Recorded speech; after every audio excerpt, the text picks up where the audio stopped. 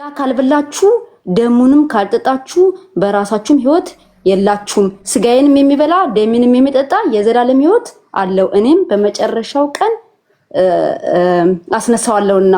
ስጋዬም እውነተኛ ነው። ምንድን ነው አልገባኝም። ይሄ ቁርባን ኤግዚስት አያደርግም ማለት ነው።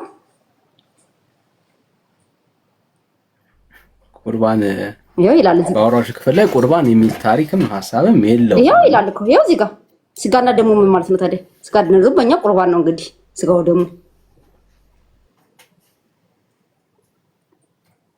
እሺ እንደው ለማሳጠር ያክል መጽሐፍ ቅዱስ ውስጥ በአዲስ ኪዳን ላይ የጌታ ስጋና ደም ቁርባን ተብሎ ተጠርቶ ያውቃል? ይሄው የዮሐንስ ወንጌል ላይ ነው። አንዴ በእንትን አድርጌ ከፍቼ ላሳያችሁ አንዴ በካሜራ በስ ምክንያቱም ትሬዲው አይደለም እኔ እኮ የጠቀሽው ክፍልማ ዮሐንስ ወንጌል ምዕራፍ 6 እና ያነበብሽው እናውቀዋለን። እሺ ጥያቄው ምንድነው?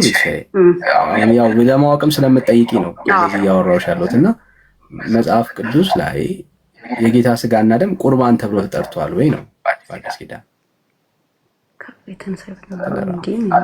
እንደዛ የሚጠራ እንደዛ ተብሎ የሚጠራበት ቦታ ስጋው ደሙ ቁርባን አይደለም እንዴ ታዲያ?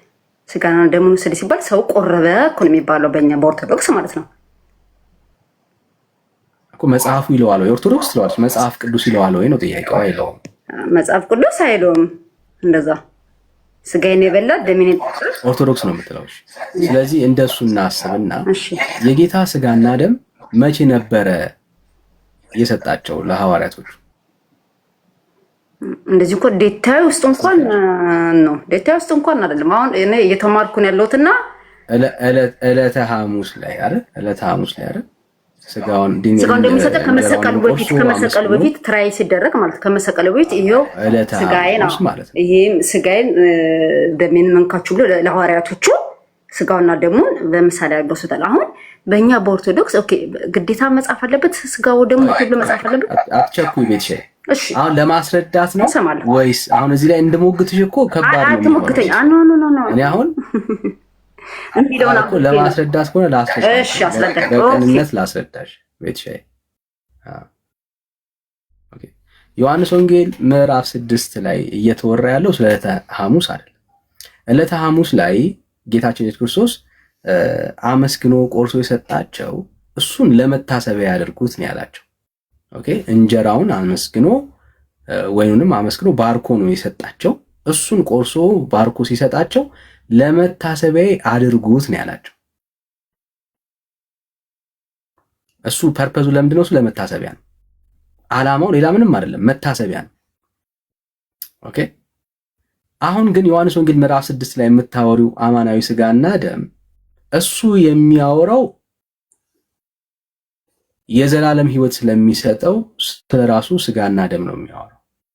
ይሄ ስጋና ደም ደግሞ የሚበላው መጽሐፉን ላሳይሽ በአፍ አይደለም፣ በልብሽ በእምነት ነው የምትቀበዩ። በእምነት ስለመበላት ነው የሚያወራው። ኦኬ እያወራ ያለው እሱን ነው እንድታቂው ላክል ላሳይሽ። ቁጥር 27 ላይ አንድ ቃል አለ፣ ከሱ ልጀምርልሽ። ይሄንን ንግግር የተነጋገሩት ከማጋ ነው? ኢየሱስ ክርስቶስ ትላንትና እንደ ትላንትናው ተአምር ሰርቶ ሕዝብ መግቦ የበሉና የጠገቡ ሰዎች ናቸው። የሚበላ ጌታችን ኢየሱስ ክርስቶስ ባርኮ ቆርሶ የሰጣቸው የበሉ ሰዎች ናቸው። ምን ምግብ የበሉ ሰዎች ናቸው። ኦኬ የተአምራቱን ማዕድ የተቋረሱ ሰዎች ናቸው። ሶ ትላንትና ስላበላቸው ዛሬም ያንን መብል ፍለጋ ለተከተሉት ሰዎች ያወራቸው ንግግር ነው። በማስተዋል ስሚ። እንደዚህ ብለው ጠየቁት። ቁጥር 26 ላይ ኢየሱስ መልሶ እውነት እላችኋለሁ የምትፈልጉኝ እንጀራን ስለበላችሁና ስለጠገባችሁ ነው እንጂ ምልክት ስላያችሁ አይደለም አላቸው። እኔን የፈለጋችሁኝ ለምንድን ነው? እሱ ትናንትና ምግብ ስለበላችሁ፣ ትናንትና ምግብ ስለበላችሁና ስለጠገባችሁ ዛሬ ምን ያላችሁኝ? እኔን የፈለጋችሁኝ ሌላ ምንም ሚስጥር አይደለም አላቸው። አሁን በደንብ በማስተዋል ስሚ።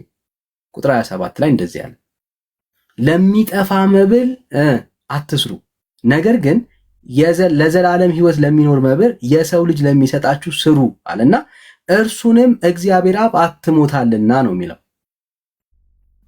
ስለዚህ አሁን ለምን ስሩ አላቸው? እኔን የፈለጋችሁበት ሚስጥር ለሚጠፋ መብል ነው። ምን ማለት ነው? ትናንትና ለተፈጠረው ለዛ ተአምር ሆዳችሁን ለረባችሁ ለጠገባችሁበት ለዛ ማዕድ ነው እኔን የፈለጋችሁኝ፣ ለሱ አትፈልጉኝ። እኔን ከፈለጋችሁኝ ለዘላለም ሕይወት ፈልጉኝ አላቸው። ምክንያቱም ሰዎቹ ፈልገውት የመጡት ጌታን የዘላለም ሕይወት እንደሚሰጥ አምነውት አይደለም። ምን እንደሚሰጥ አምነው ነው? በቃ ተአምር እንደሚያደርግ አምነው ነው። በቃ የሚያጠግብ የሚያበላ ኢየሱስ ነው እነሱ የሳሉት። ቁጥር 28 እንደዚህ ያሉት፣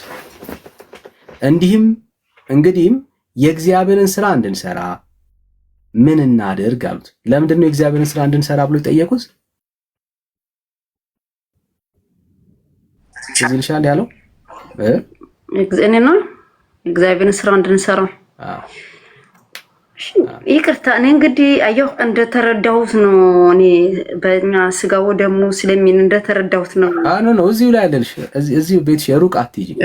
ሚስት አደረጋች። ቁጥር 27 ላይ ነግሯቸዋል።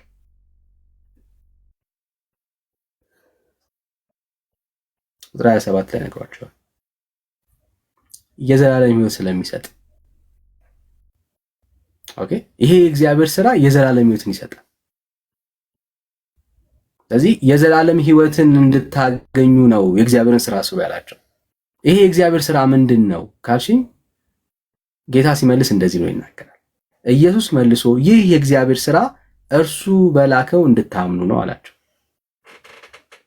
ስለዚህ ይሄ የዘላለም ሕይወት የሚያስገኘው ስራ በእግዚአብሔር ልጅ በክርስቶስ ኢየሱስ ማመን ነው። ይሄንኑ ሐሳብ ነው ከላይ ጀምሮ እስከ ታች ድረስ እያብራራ የሚሄድላቸው። የሆነ ፖይንት ሳይገባቸው እሱን ለማስረዳት የሚታገለው። ይሄንንም ማጠናከሪያ ልንገርሽ፣ የእግዚአብሔር እንጀራ ከሰማይ የሚወርድ ለዓለምም ሕይወት የሚሰጥ ነውና አላቸው። የእግዚአብሔር እንጀራ ከየት ነው የሚወርደው? ከሰማይ ነው የሚወርደው። ለዓለምም ምን ይሰጣል? ሕይወት ይሰጣል። ኦኬ፣ ካራክተሩ ይሄ ነው። ቁርባን ከሰማይ ነው የወረደው፣ ከቄስ ከዲያቆን እጅ የምትቀበዩ አይደለም። እሱ ለአማናዊው ከሰማይ ለወረደው እንጀራ እና ወይን ምሳሌያዊ ለመታሰቢያ የምታረጊው ጉዳይ። ኦኬ፣ ይሄ ከሰማይ የወረደው አማናዊው ስጋና ደም በደም ስሜ፣ ይሄ ከሰማይ የወረደው አማናዊ ስጋና ደም ጌታችን ኢየሱስ ክርስቶስ ሕይወትን ይሰጣል፣ የዘላለም ሕይወትን ይሰጣል። ግን እንዴት ነው የሚበላው ነው ጥያቄ። እንደ ደቀ መዛሙርት በአፋቸው እንደበሉትና ወይኑንም እንደጠጡት ነው ወይ ካልሽኝ፣ በአፍ የሚበላና በአፍ የሚጠጣ አይደለም። ይኸው ኢየሱስ እንዲህ አላቸው፣ የሕይወት እንጀራ እኔ ነኝ። ከየት? ከሰማይ የወረደው ሕይወት እንጀራ። ወደ እኔ የሚመጣ ከቶ አይራብም፣ በእኔም የሚያምን ሁልጊዜ ከቶ አይጠማም። ስለዚህ አማናዊው ስጋና ደም የሕይወት እንጀራው ከሰማይ የወረደው ይሄ መብል የሚበላው እንዴት ነው? ወደ እሱ በመምጣትና እሱን በመቀበል ጌታን በማመን ነው። እዚህ ክፍሉ እያወራና እየተናገረ ያለው ሐሳብ ይሄ ነው። ቤትሻይ በክርስቶስ ኢየሱስ ማመን ጌታን መብላት እንደሆነ። እሺ፣ አመሰግናለሁ። እግዚአብሔር ይስጥልኝ ስለተረዳዳን። ያው የኔ ማልቀየርበት ማልደራደርበት ነው። እኔ የምረዳው መንገድ በእኔ መንገድ ነው። አንተም ያስረዳኸኝን እንትን እላለሁ። እግዚአብሔር ይስጣችሁ። አመሰግናለሁ። ለሚቀጥለው እመለሳለሁ። መልካም ዋሉልኝ። መልካም አምሽልኝ። ቤት ያው ጎብዣለሁ። አየህ ባለፈው አነባለሁ እንዳልኩኝ አንተ እያልኩ ነው፣ እያነበብኩ ነው። ያው እኔ የምረዳው አረዳዴ ለራሴ ለግሌ ነው። እናንተ የምትረዱት ደግሞ አረዳዴ የራሳችሁ ነው። ሬስፔክት አድርጌ አክሴፕት አድርጌ በዚሁ እቀጥላለሁ ማለት ነው። አስረዳኝ፣ በትህትና አስረድቶኛል። እሱ ተረድቼዋለሁ። ግን እኔ ግን የምተረጉመው በሱ ባለው አይደለም፣ በራሴ ነው የምተረጉመው እና ያው በዛ ጨራሽ ነው። እንዴት አላችሁላችሁ? አልተሰማሽም መሰለኝ። አይ ተሰምቶኛል። ኧረ ሰምቻለሁ። ተሰምቶኛል። እኔ እዚህ ጋር ስጋው ማለት ስጋው ደግሞ ባይልም እዚህ ጋር ስጋው ደግሞ እኛ ጋር ቁርባን ስለሆነ እንግዲህ ያው በኦርቶዶክስነት እንዴ ይሄ መጽሐፍ ቅዱስ መጽሐፍ ቅዱስ ቆይ አንዴ አዲስ ኪዳን እያወራ ነው ወንድምነት አይመስልም። ኔትወርክ እሱ ጋር አዲስ ኪዳን የብሉይ ኪዳን መጽሐፍና የብሉይ ኪዳን መጽሐፍና አዲስ ኪዳን መጽሐፍ አንድ ላይ ነው። እኔ ጋር ነው ወንድምነት የኔ ኔትወርክ ነው ይሰማል። እኔ ያንተ ይመስለኛል ዝም ብሎ ነበር። አሁን ቀደም በመሃል ያንተ እሷ እያወራች ነው ዝም ብሎ ነበር። እኔ ዝም ብዬ ነበር ትሰማለህ። የኔ ይሰማል። አሁን ወንድምነት መቀጠል ትችላለህ። ኬት እንዳገኘው ታውቃላችሁ? ይሰማል። አሁን የኔ ቁርባኑ ከዘውትር ጸሎቴ ላይ አሁን ትሰማለህ ወንድምነት። ቤትሻ ቆይ አንዴ። እሺ ቤትሻ ቆይ አንዴ። እሺ ትሰማለህ? ቤትሻ ቆይ አንዴ። እሺ አሁን እኔ ይሰማል በትክክል ወንድምነት?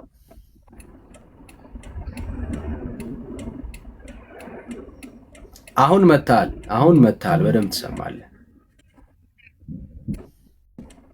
አይ ኖ በቃ የኔ ነው የማይሰማው ማለት ነው። ዘግይታችሁ ስለምን የምትመልሱልኝ? በቃ እናንተ ቀጥሉ። ቴንኪ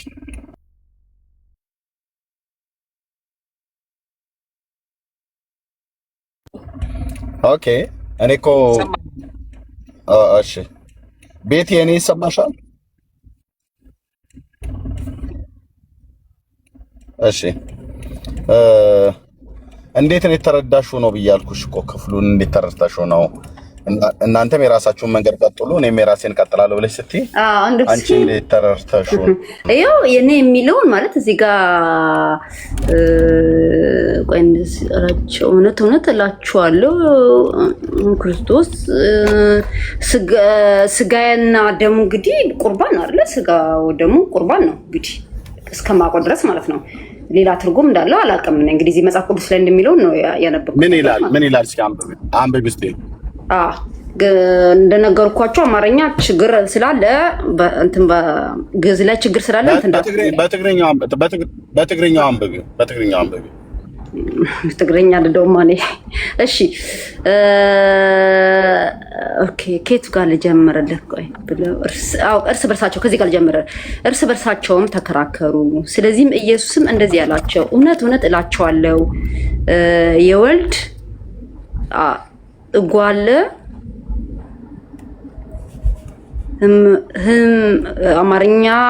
አማርኛው ከባድ ነው። ህምያውያን ክርስቶስ አርሙኝ ስጋ ካልበላችሁ ደም ምን ማለት ነው? አሁን የወልደ ጓለ እምህያው እንጃ ምን ማለት እንደሆነ ስጋና ደሙ ያው ቤትዬ ታዲያ ይሄንን ሳት ቤተክርስቲያናችሁ እንደዚህ ነው ውርድን ብሩን አጥፍታ የጻፈችው ማለት ነው።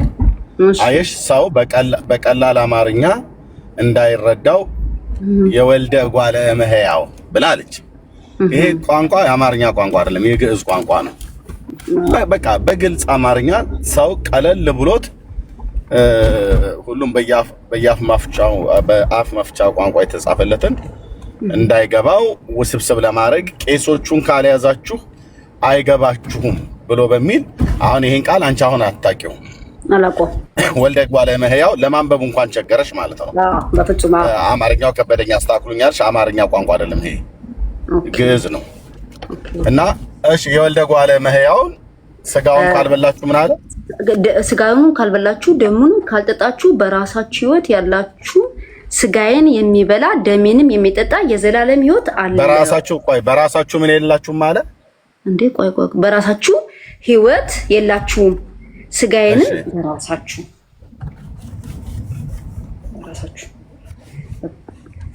በራሳችሁ ሕይወት የላችሁም። እሺ ስጋዬን የሚበላ ደሜንም የሚጠጣ የዘላለም ሕይወት አለው፣ እኔም በመጨረሻው ቀን አስነሳዋለሁ።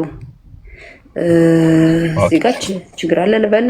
በራሳችሁ ምን ማለት ነው? ችግር የለም። ጥያቄ ልጠይቅሽ።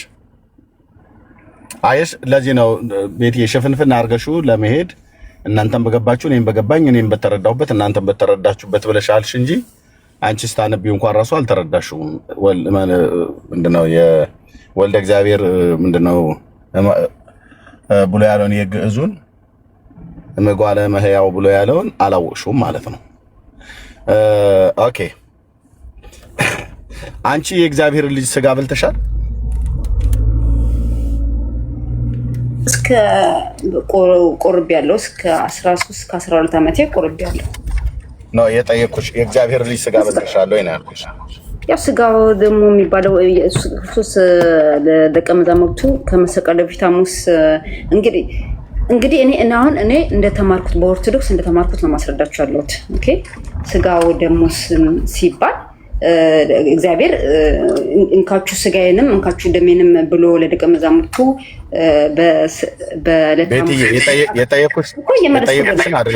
የጠየኩሽን አይደለም እየመለስሽልኛል። ስጋው ደግሞ የእግዚአብሔር ልጅ ስጋ በልተሻል። የእግዚአብሔር ልጅ ስጋ ነው። የእግዚአብሔር ስጋ ነው። የክርስቶስ ነው። የእግዚአብሔር ስጋ አይደለም እንዴ? አልሰማሽኝም ቤቲ? አሁንም አልሰማሽኝም? የእግዚአብሔር ልጅ ስጋ በልተሻል። የእግዚአብሔር ልጅ ማን ነው? ኢየሱስ ክርስቶስ ነው። የእሱን ስጋ በልተሻል።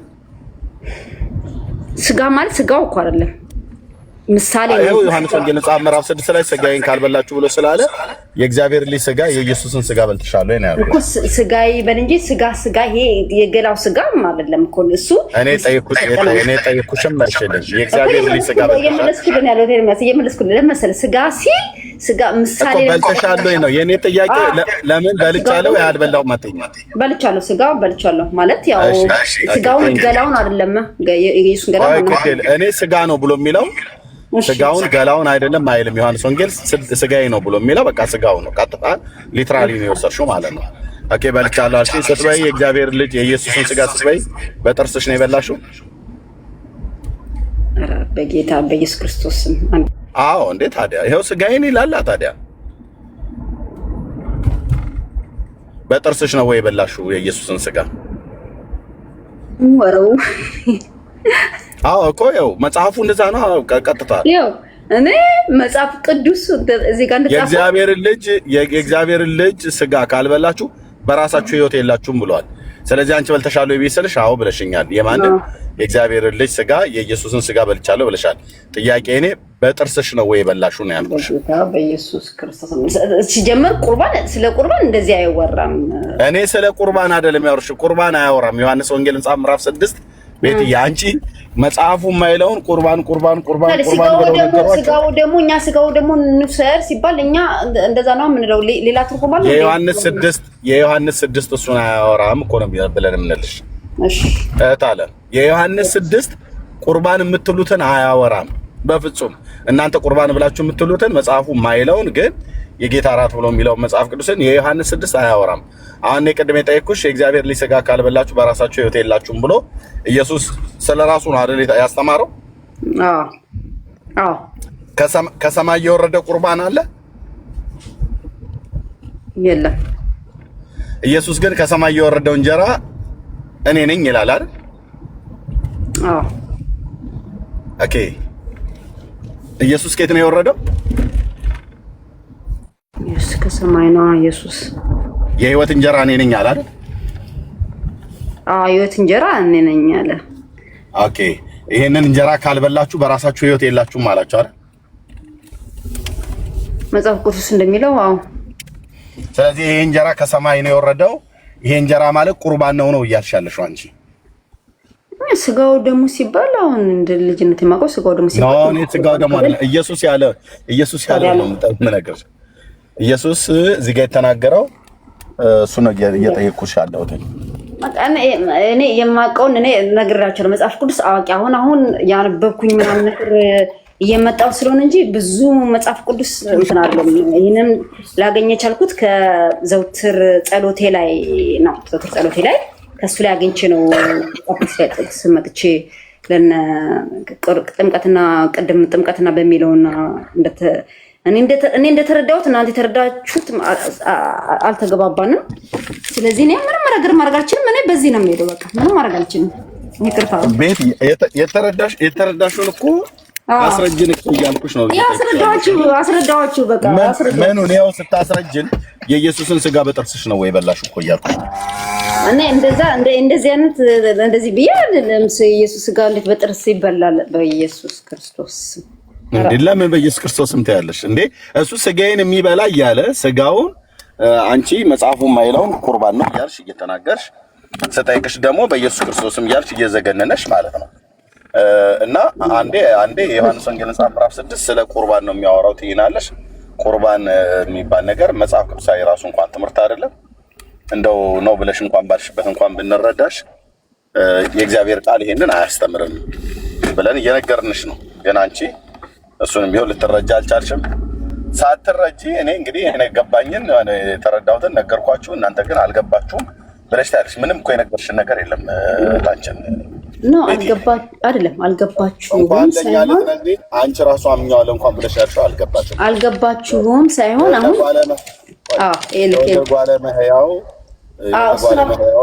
አማርኛው ቀድሜ እነግራቸዋለሁ። አማርኛው ላይ ትንሽ ችግር ስላለብኝ ብያቸዋለሁ። አንደኛ፣ ሁለተኛ ነገር ደግሞ አሁን ለምሳሌ እንደ ቅድም ከሱ ጋር ስለ ጥምቀትም እንዳወራ ነው።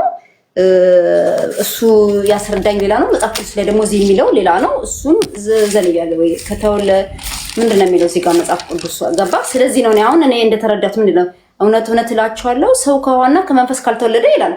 እናንተ ደግሞ ውሃ እዚህ ጋር ተጽፎ መንፈስና ከውሃ ካልተወለደ ሲባል እዚህ ጋር ክሊክ ተጽፎ እሱ እንደዛ አይደለም ብሎ ትርፍኝ። ስለዚህ እኔ ደግሞ በቃ ጨርሻለሁ ማለት ነው። አንተም ሳይገባሽ እንደውም ጎብዣለሁ። እውነቱን ለመናገር ነው ጎብዣለሁ። መጽሐፍ ቅዱስ ማንበብ እንትን ማግኘት የራሱ ለራሴን በጣም እያደነኩት ነው። ለማንኛውም መደነቅም ይላል ማንበቡ እኛም በርቺ እንልሻለን። እያነበብኩ ነው ያለው። እንግዲህ እኔ በተረዳሁት ነገር ሊሆን ይችላል። ምናልባት እናንተ በምታስረዱኝ ላይገባኝ ይችላል። እኔ በሚገባኝ መንገድ ነው ይሄንን ወስደው ልክ እንደ ጥምቀቱ ከዋና ከንትን ያለ በእናንተ ደግሞ ትርጉሙ ሌላ ስለሆነ ልግባባ አልችልም። አልግባባ ማለት ነው በፍጹም። ምክንያቱም ማለት እንደተረጓጎማችን ነው መሰለኝ። መጽሐፍ ቅዱስን አላውቅም። ቤቲ አይ ቲንክ እያወራሽ ነው እስካሁን። እኔ እያልኩሽ ያለሁት አንቺ የገባሽን እንኳን እሺ የኛን እንቶ የወንድምነት የተረጎመውን እንቶ እኔም የምተረጉመውን ልተው። አንቺ የራስሽ የገባሽን እንኳን ራሱ እኮ ስትነግሪን መጽሐፍ ቅዱስ ከማይለው ውጪ ነው የምትነግሪን። የገባሽን እንኳን ራሱ መልሰሽም ልትነግሪን አልቻልሽም። ምንድነው የገባሽ ብዬ ጠየቅኩሽ። ስለ ቅዱስ ቁርባን ነው አልሽኝ። ቅዱስ ቁርባን የሚል እዚህ ክፍል ውስጥ የለም። አንድ ሁለተኛ የኢየሱስን ስጋ ስለመብላት የሚናገረው የኢየሱስ ስጋ በምንድን ነው የበላሽው በጥርስሽ ነው ወይ ብዬ ስልሽ በኢየሱስ ክርስቶስም እያልሽ ዘገነነሽ ማለት ነው። መዛል ዘገነነኝም ግን ስለ ቁርባን እኛ ሲጀመር ስንቆርብ አይታይም። መታየት የለበትም መወራት የለበትም። ስለዚህ ሬስፔክት አደርጋለሁ። ደግሞ ይሄንን እንትን ሬስፔክት አደርጋለሁ። ምንድነው የምትበሉት ግን ሲሰጣችሁ እንዴ በፍጹም ኧረ በስመ አብ እንዴ ወዴት ኖ ምን እንደምትበይም አታውቂም። ይሄ ለራሴ ለኦርቶዶክሷ እንተውላት ይሄንን ሚስጥር ማለት ነው በቃ። ስለዚህ እኮ ምን እንደምትበይም ምን እንደምትጠጭም አታውቂም።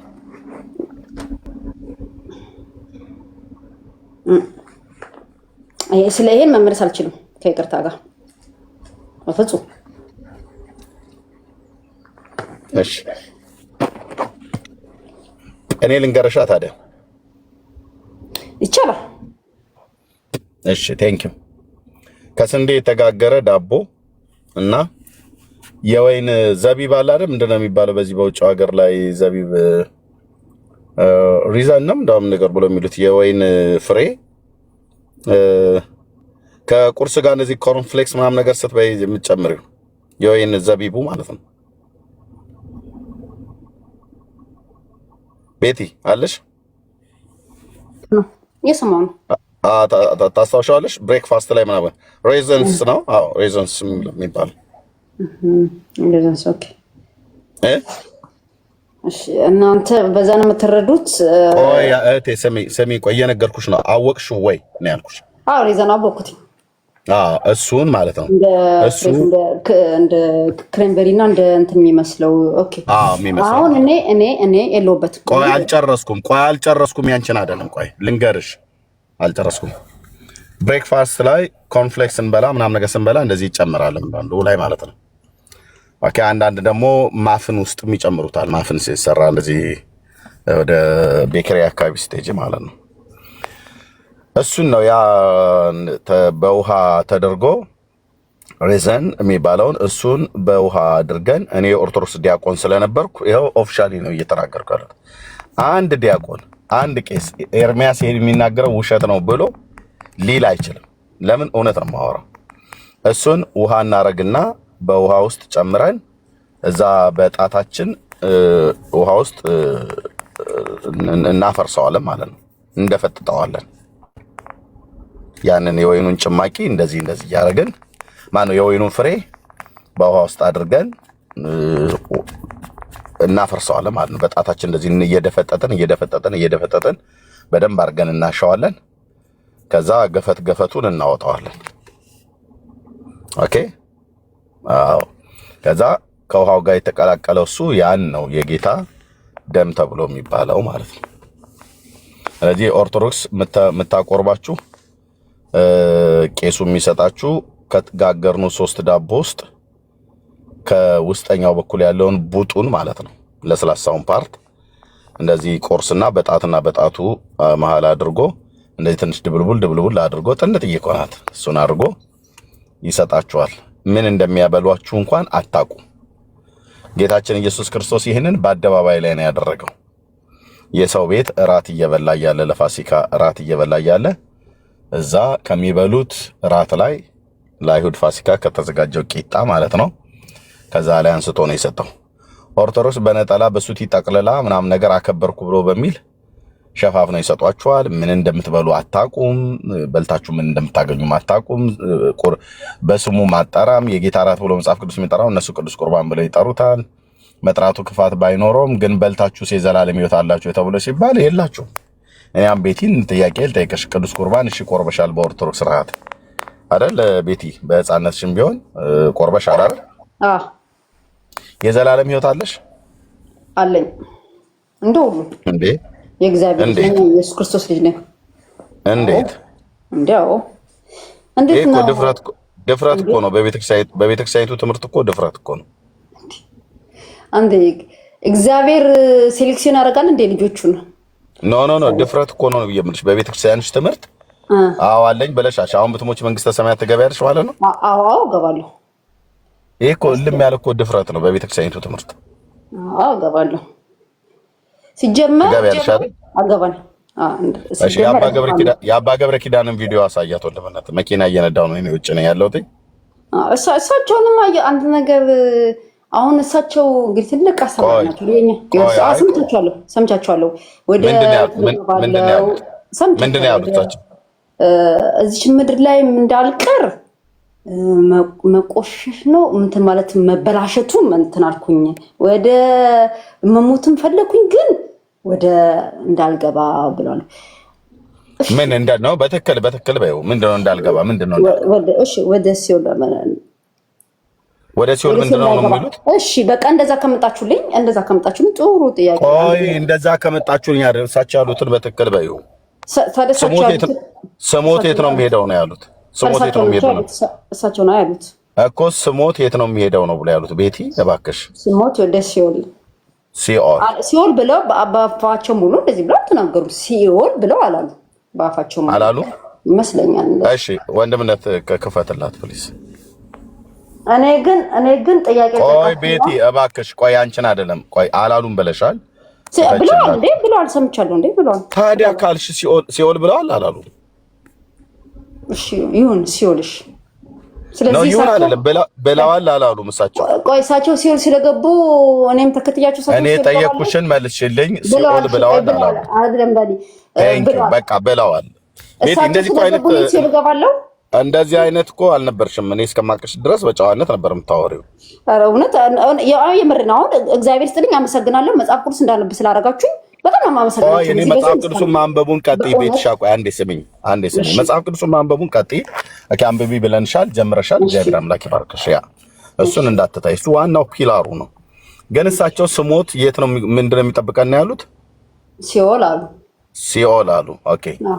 ኦኬ እሳቸው ሊቀ ሊቃውንት ነው የሚባሉት። መስቀል ይይዛሉ አይደል? እጃቸው ላይ መስቀል የሚይዝ በኦርቶዶክስ ቤተክርስቲያን ምን አይነት ሰው ነው? ያው ከቄስ ነው፣ ከዲያቆን ያለፈ ክህነት ያለው አይደል? ክህነት ያለው የተካነ ነው መስቀል የሚይዝ ነው። አባ ገብረ ኪዳን ይቀድሳሉ አይቀድሱም? ቅዳሴ ይቀድሳሉ እንዴ? ትልቅ አባት ናቸው። አዎ። ታቦት ይሸከማሉ አይሸከሙም? ይሸከማሉ። ታቦት ተሸካሚውና አህዱ አብ ቅዱስ ብሎ የሚቀድሰው ያንን አንቺ የምትበዩን ቅዱስ ቁርባን ነው ብለሽ ያልሽውን በእጃቸው የሚሰጡሽ እሳቸው ናቸው? እሳቸው አይደሉም? በሳቸው እጅ እኔ በልጅነቴ ነው ነግሬያለሁ። ከዛ በኋላ ካህን ናቸው። በቃ ባጭሩ የግድ ከሳቸው እጅ ትወስጃለሽ ማለት አይደል? በሳቸው እጅ ብታገኚ ቅዱስ ቁርባን አትቆርቢም ወይ ነው የምልሽ? አሁን ቆረቢ ብትልም በአሁኑ ሰዓት አልቆርብም። ምክንያቱም በራሴ ካህን ናቸው አይደል? በቃ ባጭሩ አንቺን አይደል የማልኩሽ። ካህን ናቸው። ማቁረብ ይችላሉ አይችሉም ነው? ይችላሉ። በአንቺ አሁን ልቁረብ ብለሽ እንኳን ብትይ ካለሽበት ሁኔታ ካልሆነ በስተቀር ካልተከለከልሽ በስተቀር ልቁረብ ብለሽ ብትይ እሳቸው ሊያቆርቡሽ ይችላሉ አይችሉም? ካላቸው ከነታ አቋያ ይችላሉ። ኦኬ። ታቦት የሚሸከሙት አሐዱ አብ ቅዱስ ብለው የሚቀድሱት ቅዱስ ቁርባን የሚያቆርቡት መስቀል ይዘው ቡራኬ የሚሰጡት የማይሰራ ኃጢአት እግዚአብሔር ይፍታ ብለው ያሉት መጨረሻቸው የት ነው ማለት ነው? ሲሞቱ ሲኦል። የአንቺ መጨረሻ ሲሄድ ነው ማለት ነው? አይደለም። እኔ ሲኦል አይደለም። የአንቺ መጨረሻ ሲሄድ ነው ያልኩት። ገነት። እሺ፣ እሳቸው ለምንድነው ሲኦል የሚገቡት? አንቺ ለምንድነው ገነት የምትገቢው? ይሄ ከባድ ጥያቄ ነው። ይሄ ፐርሰናል የሆነ ጥያቄ ነው የምጠይቀኛለሁ እና ክርስትናችሁ እንደዚህ ነው መፈተሽ አለበት። ሊቅ ነኝ ብለው ያሉት ሲኦል ገቢ ናቸው። መጽሐፍ ቅዱስ ገና ማንበብ እየጀመርሽ ያለሽው እህት ግን ገነት እገባለሁ እያልሽ ነው። እኔ እኮ ገነት አትገቢም ብዬ አልልሽም፣ ግን ገነት የምትገቢበትን ቦልድነስ ከየት አመጣሽው? መጽሐፍ ቅዱስን አታውቂም፣ ገና እያነበብሽ ነው። አንብቢ ብለን ስላልሽ እያነበብሽ ነው። ጌታ ይባርክሽ። ግን አሁን ይሄንን ገነት እገባለሁ ብሎ የሚለውን በእውቀት አይደለም፣ በእውቀት ላይ የተመሰረተ በእምነት ላይ የተመሰረተ ቢሆን ኖሮ ጥሩ በሆነ ነበር። አንቺ አሁን ቅዱስ ቁርባን በልጅነቴ ቆርቤያለሁ አልሽኝ። ስለዚህ ስለበላሽ ያንን መንግስተ ሰማያት ትገቢያለሽ አይደል? ኦኬ። ቅድም ግን ቅዱስ ቁርባን ልቆርብበት የምችለው ህይወት ውስጥ አይደለሁም ያለሁት ብለሽኝ ነበር። አሁን አልቆርብም። ለምን? ኃጢአተኛ ስለሆንሽ? የራሴ ሪዝን። ኃጢአተኛ ነኝ እንዴ? ጻድቅ እንዴት ሊሆን ይችላል? ማን ነው ጻድቅ? ኃጢአተኛ መንግስተ ሰማያት ነው እንደ ሄዶ መግቢያው? ኃጢአተኛ ነኝ። ታዲያ ንስሐ ትገባለህ። ጌታችን መድኃኒታችን ኢየሱስ ክርስቶስ በየጊዜ የማጣፋውን ኃጢአት ማታ ስተኛው ፈረንሳይ ስላለሽ ቤትሻ ፈረንሳይ ሀገር ስላለሽ አሁን በዚህ በባለፈው ወር ላይ በሰራሹ በደን ኃጢአት ንስሐ ገብተሻል? ንስሐ መግባት ማለት ነው። አሁን ኃጢአቴን ሳላውቅ በስተት ያውቁ በድፍረት የምሰራውን ኃጢአት እግዚአብሔር ይቅር በለኝ ብዬ ነው ከመተኛቴ በፊት የምተኛው። ስለዚህ በኦርቶዶክስ ቤተክርስቲያን እንደዚህ አይባልም። ለካህን ሄድሽ የምትናገረው እሳቸው ናቸው። የማይሰራ ኃጢአት እግዚአብሔር ይፍታ ብለው የሚሉሽ ነው። እኔ ሳላውቅ በስተት ያውቁኝ በድፍረት የምሰራቸውን ኃጢአት በሙላ ጌታ ይቅር በለኝ ብዬ ነው እኔ ማታ የምተኛውና ቀን የሰራቸውን ኃጢአቶች ምናምን ነገር ልክ እኔ ጻድቅ ልሆንም አልችልም አይደለሁም። አንደኛ ነገር ልንገርክ። ታዲያ ጻድቅ ካልሆንሽ መንግስተ ሰማያት የሚገቡት ጻድቃን ናቸው ወይስ ኃጢአተኞች ናቸው? መንግስተ ሰማያት እግዚአብሔር ሴሌክሽን ስለማያደርግ ነው። እግዚአብሔር የሚወደው መንግስተ ሰማያት የሚገቡት ኃጢአተኞች ናቸው ወይስ ጻድቃን ናቸው? ጻድቆች ናቸው። አንዴ ስለዚህ አንቺ ጻድቅ ነሽ ወይስ ኃጢአተኛ ነሽ? አይደለም፣ እኔ ጻድቅ አይደለም። አንድ ነገር አቸኩይ ቤቲ ፕሊዝ፣ ቆይ ፕሊዝ፣ አዳቸኩይ ቤቲ ስለደከመኝ እግዚአብሔር ስለደከመኝ ልለቅሽ ነው። በቃ ትተኛለሽ። ኦኬ፣ በቃ ልለቅሽ ነው። ትተኛለሽ። አንቺ ኃጢአተኛ ነሽ ወይስ ጻድቅ ነሽ? አሁን እኔ ኃጢአተኛ ነኝ። ኃጢአተኛ ነሽ። መንግስተ ሰማያት የሚገቡት ኃጢአተኞች ናቸው ወይ ጻድቃን ናቸው? ጻድቃኖች ናቸው። ጻድቃኖች ናቸው። አሁን ብትሞቺ የት ነው የምትገቢው ብዬ ስልሽ ቅድም የት ነው አልሽኝ? እኔ ገነት። ለምን ንሳይ ኃጢአተኛ ነሽ። ስትሞቺ ግን ገነት ነው የምትገቢው አይደል? አየሽው አይደል ቤቲ እንዴት እንደሚጋጭ። አሁን ምንድን ነሽ ብዬ ስልሽ ኃጢአተኛ ነኝ አልሽ። ስትሞቺ የት ነው የምትገቢው? ገነት። ገነት የሚገቡት ምን አይነት ሰዎች ናቸው? ጻድቃን ሰዎች። አንቺ ጻድቃን ነሽ አይደለሽም? ቤቲ ያየሽው ጻድቅ ወደምትሆኝበት ወደ እግዚአብሔር ልጅ ወደ ኢየሱስ ክርስቶስ መዳን እንድትመጪ ነው ይሄንን የምንነግርሽ ማለት ነው። እና ተባረኪ። ደከመኝ ብለሽ ስላልሽ አሜን መተኛት ቻልሽ። ኦኬ፣ እግዚአብሔር ይስጥልኝ። አመሰግናለሁ። ስለተማማርን በትህትና ስላስረዳችሁኝ አመሰግናለሁ። እግዚአብሔር ይስጥልኝ። አመሰግናለሁ። ሁልጊዜም በሰላም ከእናንተ ጋር በሰላም ነው የምንለያየው። ተረድቼ እንደዋወል ብዬሽ ነበር። አልጻፍሽልኝም ስልክሽን በውስጥ ጽፌልህ ነበርኩ፣ ግን ሌላ ሰው ፒራታች እንዳያደርገኝ ብዬ ቶሎ ብዬ አጠፋሁት። ምክንያቱም ፈራሁኝ ታውቃለህ፣ ሌላ ሰው ፒራታች እንዳያደርገኝ ብዬ ስልኬን ወይት ቆይ አንዴ እግዚአብሔር ይስጥልኝ። አመሰግናችኋለሁ። እሺ ልከሽልኛል ቤትዬ፣ አይቼዋለሁ። ተባረክ። ደውልልሻለሁ። ተባረኩ። እግዚአብሔር ይስጥልኝ። አመሰግናለሁ። በጣም አመሰግናለሁ ስለ ተማማርን። እግዚአብሔር ይስጥልን። እናንተም ተባረኩ። እኔም እግዚአብሔር ይባርከኝ። ለሁላችንም እግዚአብሔር ይድረስልን። ደህና ደሩ።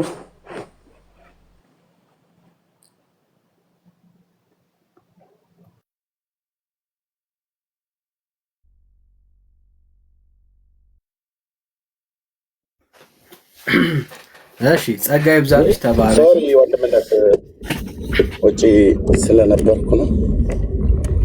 ኤኒዌይ በቃ እንደዚህ አይነት ክርስትና ነው የተሰበካችሁት። ከበስተኋላ ተደብቃችሁ የምትሰሙ ኦርቶዶክሳውያን በቃ ክርስትናችሁ እንደዚህ ነው። ሲፈተሽ ይሄ ነው፣ ሲፈተሽ ይሄ ነው እና ወደ እግዚአብሔር ልጅ ወደ ኢየሱስ ክርስቶስ እንድትመጡ ጥሪ እናደርጋለን።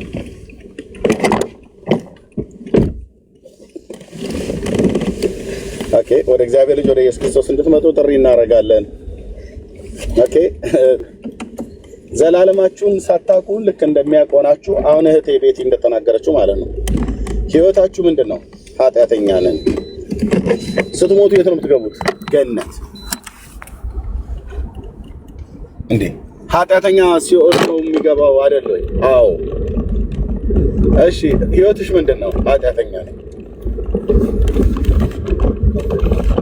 ስትሞቺ የት ነው የምትገቢው?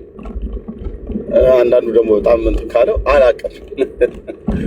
ወንድሞቼ እንዲህ ካለ ግራ የተጋባ ሊቁ ሲኦል ነው የሚጠብቀን ይላሉ። እሷ ደግሞ ኃጢአተኛ ነች፣ የምገባው ገነት ነው ትላለች። እሷን ቅን ናት። ቤትያ በጣም ቅን ነች። እና በቃ ቅኑን ህዝብ ሁሉ ጭምር ነው ይዘውት የጠፉት ማለት ነው። እንዳይለሙ እንዳይሰሙ አድርገው ቃል እግዚአብሔርን እንዳይረዱ አድርገው መጽሐፍ ቅዱስ አያነቡ። እኛን እዚህ እየመከርናቸው መጽሐፍ ቅዱስን እንዲያነቡ ለህዝቡ እየነገርን ያለ ነው። እነሱ ግን መጽሐፍ ቅዱስ አንብቡ ብለው አይሏቸውም። የዘላለም ህይወት በማን እንደሚገኝ አይነግሯቸውም። የጌታ እራት ብሎ ያለው መጽሐፍ ቅዱስ ቅዱስ ቁርባን ብለው ይላሉ። እንኳን አይደለም የበላው ህዝብ አይደለም አብዩ ሰውዬ እንኳን ራሱ ካህኑ ስሞት ሲሆን ነው የሚጠብቀኝ ነው ብሎ ያለው ማለት እና የጌታ እራት ቅዱስ ቁርባን የተባለው በእነሱ አጠራር ቅዱስ ቁርባን ያሉት የበሉ ሰዎች መንግስተ ሰማያት የሚያስገባቸው ከሆነ አባ ገብረ ኪዳን ሲቀረጥፉ አይደል እንደሚኖሩት ቅዳሴ በገቡ ቁጥር ሲቀረጥፉ አይደል የሚኖሩት ሲበሉ ማለት ነው። እና ለምን እንደው ታዲያ ሲኦል የሚጠብቃቸው? ለዚህ ነው የምትበሉት ዳቦና የምትጠጡት የወይን ጭማቂ የዘላለም ህይወት እንዳላችሁ ዋስትና አይሰጣችሁም ብለን ስንላችሁ እውነታችን ነው። በጥርስሽ አኝከሽ ስለምትበዩ ህብስትና ስለምትጠጡት ባፋችሁ እኛ በእርፈ መስቀል ወይ በማንኪያ የምንሰጣችሁ ወይን የዘላለም ህይወትን ዋስትና አይሰጣችሁም። ለምን? በእግዚአብሔር ልጅ ላይ በማመን ልባችሁ አልጸናም። ኢየሱስን አታምኑትም። ዳቦን ለማመን የምትደረደሩትን ያህል ኢየሱስን አታምኑትም። እሱ ብሎ የሰጠንን ስርዓቱን ለማመን የምትሄዱትን ያህል ኢየሱስን ስርዓት ሰጪውን ግን አታምኑትም። ለዚህ ነው ሰው ለመዳን ኢየሱስ ጌታ እንደሆነ በአፍ ብትመሰክር እግዚአብሔርም ከሙታን እንዳስነሳው በልብ ብታምን ትድናለህ ይላል። ቀን ማጀት በአፍ መስክረህ በልብህ አምነህ ነው ትድናለህ የተባለው። ምንድን ነው ማለት?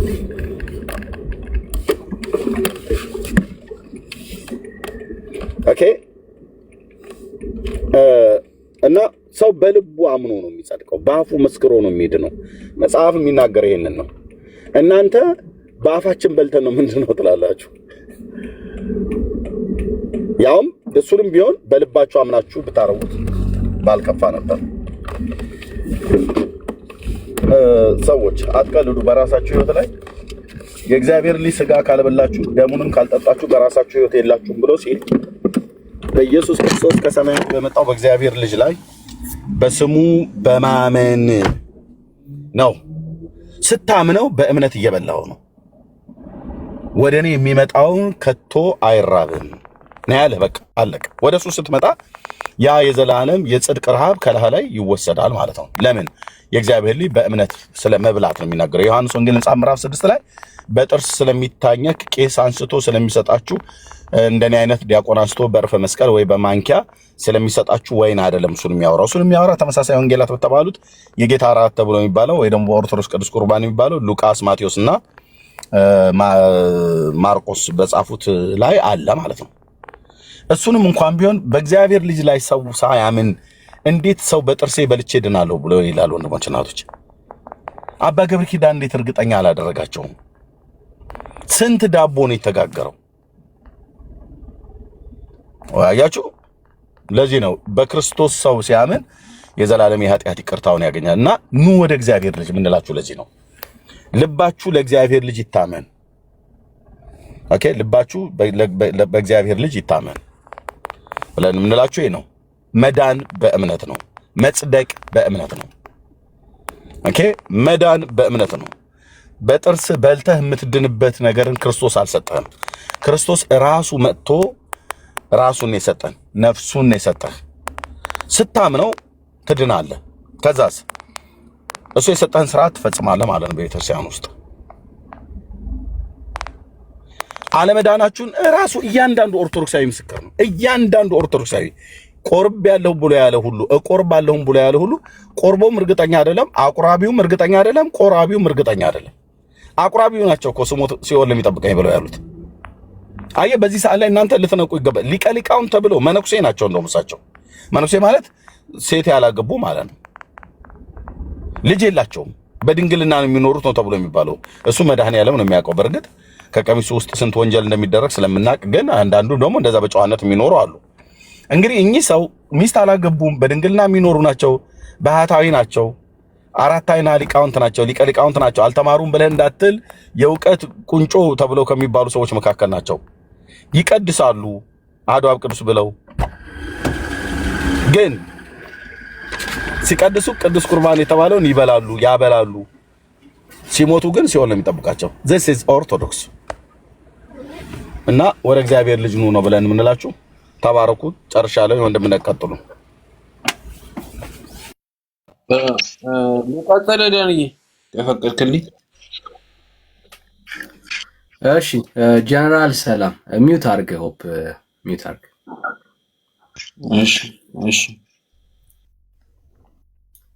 እሺ ጀነራል ሰላም ሰላም ናችሁ? እግዚአብሔር ይመስገን። በጣም እግዚአብሔር ይመስገን። ከየት ቤተ እምነት ነህ? ከኦርቶዶክስ።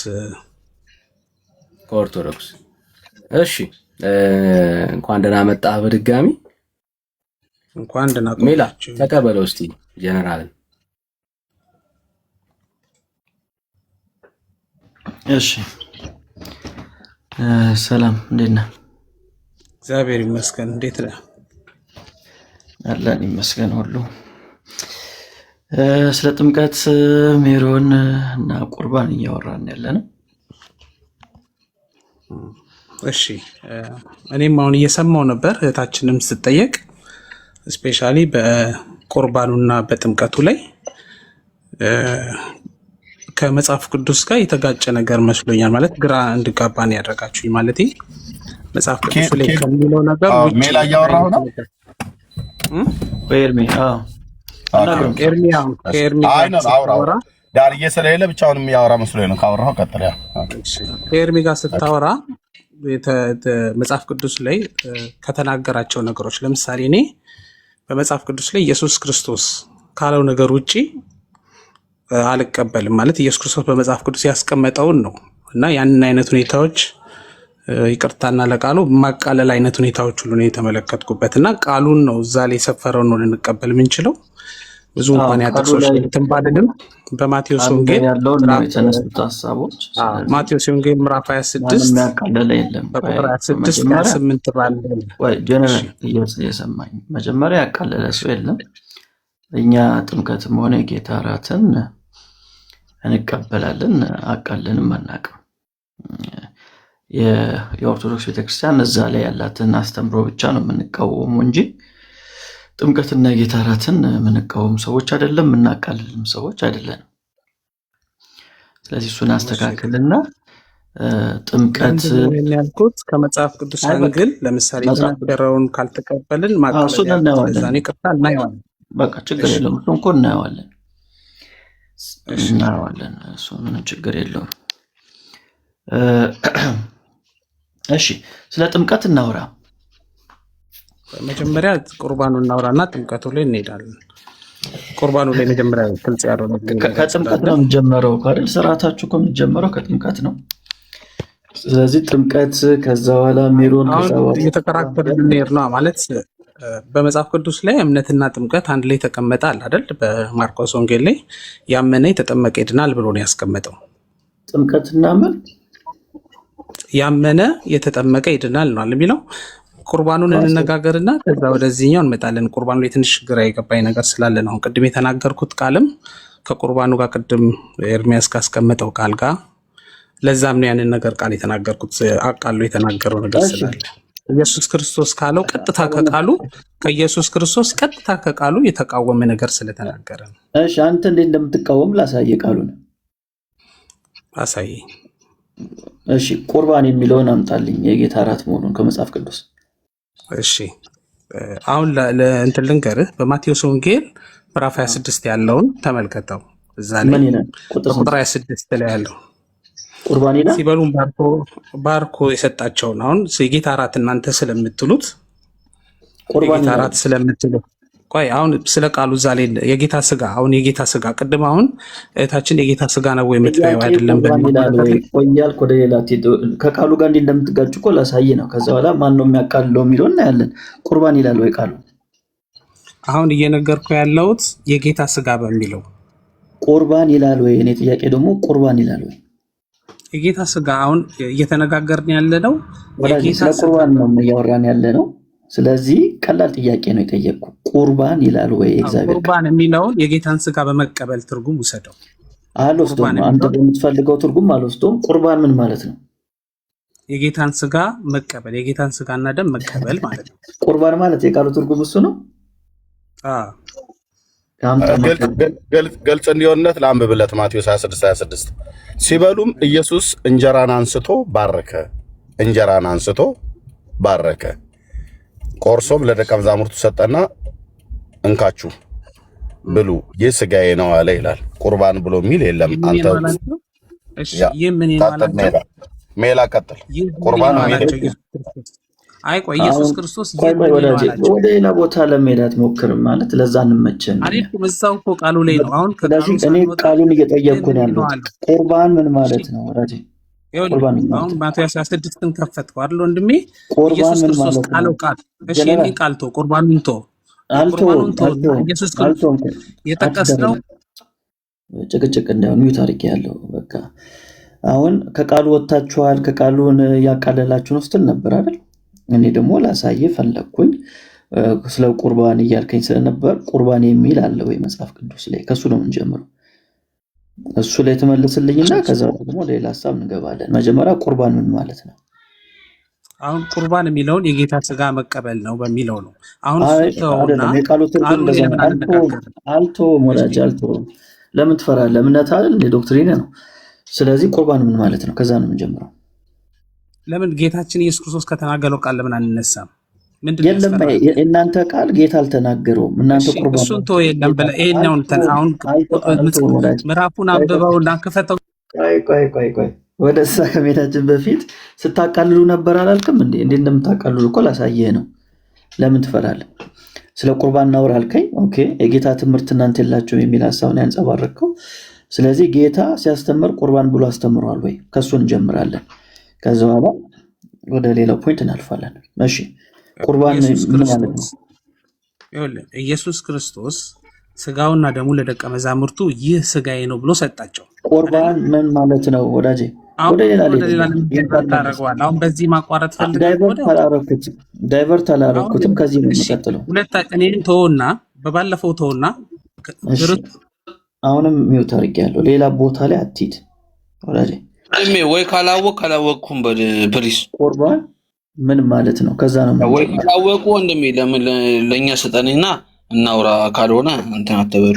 ለመሰል አሁን ይወል ሜሎስ ቆይ ሆፕ አንዴ እሱ ጋር አያውቅም ልጁ ለመሰል የማያውቅ ሰው ማስጨነቅ ደግሞ ጥሩም አይደለም ብዬ አስባለሁ። ካላወቀ ወደ አንተ እንቀጥላለን። ጀነራል ለመጨረሻ ጊዜ ነው የምጠይቀው፣ ቁርባን ምን ማለት ነው? ይኸውልህ ወንድሜ የቃሉን ትርጉም ቁርባንን የማውቀው ስጋውና ደግሙን መቀበል። አሁን ኤቪደንስ ስጠኝ ባለው ነገር ላይ ብትለኝ ቃላችንን ክርክር እንትናችንን የምንነጋገረው ንግግር ወደ ሌላ ዳይቨርት ታደርገዋል። አይ ዳይቨርት አናደርገው። የምታውቅ ከሆነ ንገረኝ፣ ማታውቅ ከሆነ ችግር የለውም። እሺ አላውቀውም። አታውቁም። ቁርባን ማለት ቆይ ወዳጅ፣ ቁርባን ማለት መስዋዕት ማለት ነው። አሁን ይሄ ቁርባን የሚለው አዲስ ኪዳን ላይ ጌታ ኢየሱስ ተጠቅሞታል ወይ? እሺ ተጠቅሞታል። አሁን ቃሉ ላይ መሰረት አድርገን ማውራት አንችልም። ኢየሱስ ክርስቶስ ቃሉ ላይ ነው እያወራ ያለው። ኢየሱስ ቁርባን ብሎ ተጠቅሟል ወይ እኮ? ክፈተውና ቃሉ ላይ አንብበው። አሁን ቃሉ ላይ ከተጠቀሰው ቁርባን የለም። እሺ የለም። እንትኑን አንብበው ቃሉ ነው።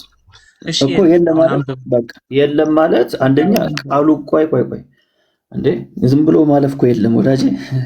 ለሚሰማም ሰው ነው፣ ካንተ ጋር ብቻ አይደለም እያወራ ያለው። እዚህ ውስጥ ላሉ ኦርቶዶክሶችም ግልጽ ማድረግ ስለምፈልግ ነው። ስለዚህ እናንተ ቁርባን ትላላችሁ፣ ጌታ ቁርባን ብሎ አላስተማረም።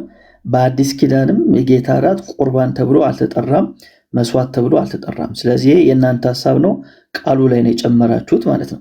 እንግዲህ ማን እያቃለለ እንደሆነ እያየን ነው። በጣም ጥሩ። ወደ ሌላ ፖይንት እንሂድ። እንግዲህ ስለ ጌታ እራት ስናወራ እሺ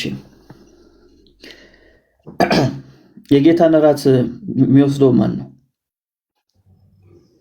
አሁን ቃሉን አንብበውና ቃሉን አንድ በአንድ ቃሉን እንየው። ቀጥታ ቃሉን አንብበው። የጌታ እራት የሚወስደው ማን ነው? የጌታ እራት የምንወስደውማ እኛ ነን ነው እኮ። እኛ ማለት ማን ነው የሚወስደው? ደቀ መዛሙርቱን ምሳሌ አድርጓል የሰጠው። ይህ ስጋዬ ነው ብሎ ሰጣቸው። አንተ ይህ ስጋው ነው ብለህ ታምናለህ? ምን አልከኝ? ድምጽ ተቋርጦ ነው። ምን አልከኝ?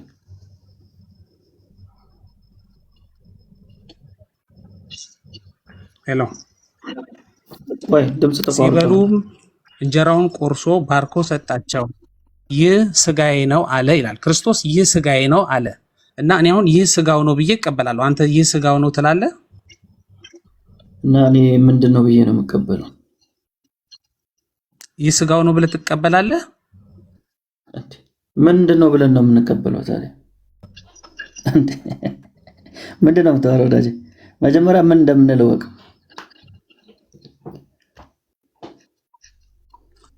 የክርስቶስ ስጋና ደም ብላችሁ ትቀበላላችሁ አለ። አማናዊ የክርስቶስ ስጋና ደም ብላችሁ ትቀበላላችሁ በእናንተ ቤተክርስቲያን? አሁን ሌላ ቃል ጨመርክ። አየህ፣ አሁን ደግሞ አማናዊ የሚል ቃል ጨመርክ። መጽሐፉ የማይለው አንተ የኢየሱስ ክርስቶስ ቆይ ወዳጄ፣ እኛ ታዲያ እኛ ምንድን ነው ብለን ነው የምንቀበለው? ፒዛ ነው ብለን አንቀበል። ምንድን ነው የምትለው? የኢየሱስ ክርስቶስ ስጋ ነው ትላላችሁ? እውነተኛው ስጋው ነው ትላላችሁ? ይሄ ነው የምትጨምረው። አትጨምር ወዳጄ። እዚህ ጋር እውነተኛ ምናምን ይላል። ይሄ ነው አሁን ትልቁ ችግር እኮ ይሄ ነው። እኛ የምንለውን አታውቁም፣ እኛ ቃሉ የሚለውን እንላለን። እናንተ ግን እንዴት እንደምትጨምሩ ላሳየ። አንተ ህብስቱ ይለወጣል ወደ ስጋው ብለህ ነው የምታምነው አይደል? ይኸውልህ ክርስቶስ ለደቀ መዛሙርቱ ይለወጣል ብለህ ነው የምታምነው። ይለወጣል የሚለውን ቃል አሳየኝ። ይኸውልህ ክርስቶስ ለደቀ መዛሙርቱ መጀመሪያ እንጀራውን ቆረሰ ይላል። እንጀራው ብሎ ጠራ። ይለወጣል የሚለውን ከባረከው ልነግርህ ነዋ። ከባረከው በኋላ ግን ራሱ ኢየሱስ ክርስቶስ ይህ ስጋዬ ነው አለ። ይለወጣል የሚለው ይሄንማ እኮ ነገርኩ። እኛ እንጀራውን ስንሰጥ እንደዛ ብለን ነው የምንሰጠው። አሁን ይለወጣል የሚለውን አሳየኝ ነው ተላላችሁ። ይኸውልህ ይለወጣል ደጋግማ ጠይቀኝ ወዳጅ። አዎ አልኩ ደጋግማ ጠይቀኝ። ይለወጣል የሚለውን አሳየኝ እኮ ላሳየህ እኮ ነው። እንጀራውን ባርኮ አለ። ባርኮ ሰጣቸው። መጀመሪያ እንጀራውን አለ። ቀጥሎ ግን ሲጠራው ይህ ስጋዬ ነው አለ ኢየሱስ ክርስቶስ። ወይ ታዲያ አንተ ይህ ስጋው ነው ትላለህ። ልትልና ሆነም እባክህ እንዳትል። 3 ጊዜ መለስኩልህ። 3 ጊዜ መለስኩልህ። አሁን በእናንተ ቤተክርስቲያን የኢየሱስ ስጋው ነው ብላችሁ ይለወጣል ሲባል ፊዚካሊ አይደለም እኮ የሚለወጠው። ፊዚካሊ ስለመለወጥ አይደለም። ሲሰጣቸው እኮ የባረከው ቂጣው ራሱ ቂጣው ነው፣ ስጋ አልሆነም። ግን ይህ ስጋዬ ነው ሲል በቃ ኢየሱስ ክርስቶስ ስጋው ነው። እኔ አሁን ስጋው ነው አሜን፣ ኢየሱስ ክርስቶስ ስጋ ነው እለዋለሁ። አሁን በትክክል እኮ ኢየሱስ ክርስቶስ ይህ ስጋዬ ነው ብሎ አይ ስጋው አይደለም እንደማለት ነው። ወዳጄ ይለወጣል የሚለውን አሳየኝ። ከሌለም እንደ ቅድሙ እናልፈዋለን። ቁርባን የሚለለም ብለኸኛል፣ እናልፈዋለን። እንጀራውን ባርኮ ሰጣቸው አላቸው፣ ይህ ስጋዬ ነው አለ። ፖይንቱን አሳየኝ ወዳጄ። ከሌለ የለም በለኝ። በቃ ደጋግመህ እሱን ጥቅስ ማቴዎስ 26 ላይ ያለውን እኮ ነው የሚነግርህ። ይለወጣል አይልም ወዳጄ፣ ይለወጣል አይልም። እሺ እንቀጥል። ይለውጣል አይልም። አሁን ደግሞ ስለ ወይኑ ነውራ መጀመሪያ ምን ነበረ? እሺ መጀመሪያ ምን ነበረ ወዳጄ? ምን ነበረ ሳይሆን ይለወጣል ይላል ወይ? እንጀራ ነበር አይደለም? ጥያቄ ይለወጣል ይላል። መጀመሪያ ምን ነበረ? እኔ አንተ ልጠይቀው። መጀመሪያ ምን ነበረ? ወደ ሁለተኛው ፖይንት እንለፍ። ወይ መጀመሪያ ምን ነበረ? ስለ ደሙ ነውራ። ሆፕ ቆይሽ ወዳጄ፣ እሱ ስለሚቀድም እኮ ከፈቀደልሽ ችግር የለውም።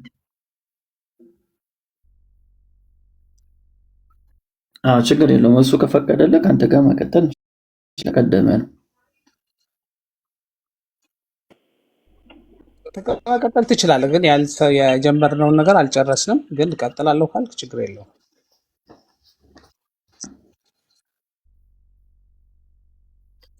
እሺ እርሱ ስላሴ አይደለም ወዳጄ።